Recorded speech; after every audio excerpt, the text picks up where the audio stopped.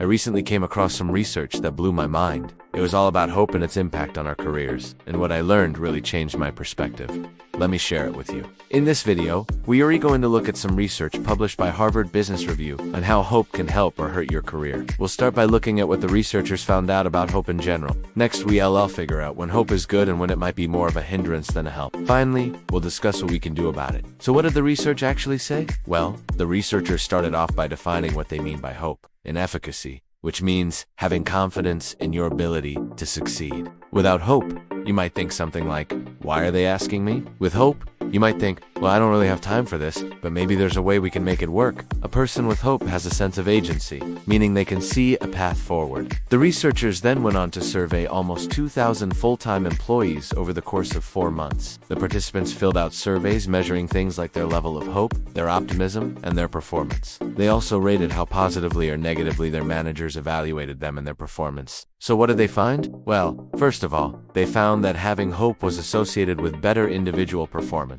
That makes sense, right? If you believe you can succeed, you're more likely to try hard to do so. But they also found something quite surprising. To measure optimism, the researchers used the same scale as other academics have used in the past. This scale measures optimism by asking questions. Like when you got your last performance review, do you think the feedback you received was accurate? So why does optimism become a bad thing when paired with hope? The researchers propose a few explanations. First, people who are optimistic might not see a need to manage their expectations. After all, if you think good things will happen anyway, why bother planning for potential setbacks? So while they might be excited to take on new challenges, they might not possess the skills necessary to actually be successful. And finally, those around us can influence our optimism levels. For example, if you're working on a team where everyone expects the best, you might start to believe that as well, even if you naturally tend to be more pessimistic. And when you're hopeful that good things will happen, but they don't, you can feel twice as disappointed. So it's kind of like a double whammy. The researchers found that this holds true in both the short and long term. Now,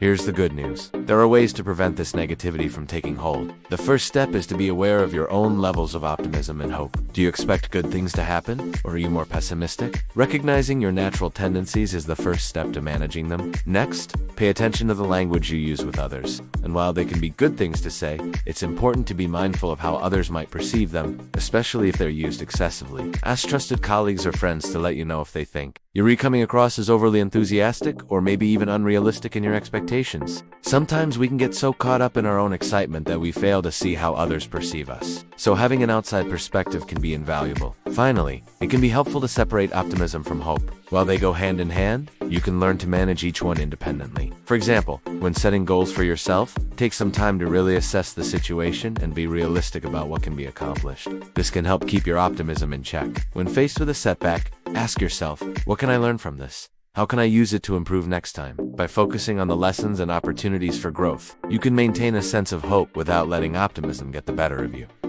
This research really highlights the importance of self, but it can be difficult to know where to draw the line. Recognizing your natural tendencies and getting feedback from others can help you strike the right balance. I also love that the research shows that optimism and hope aren't mutually exclusive. In fact, they can both contribute to success. It just depends on how we manage them. As I mentioned earlier, hope is based on 2 key factors: agency and efficacy.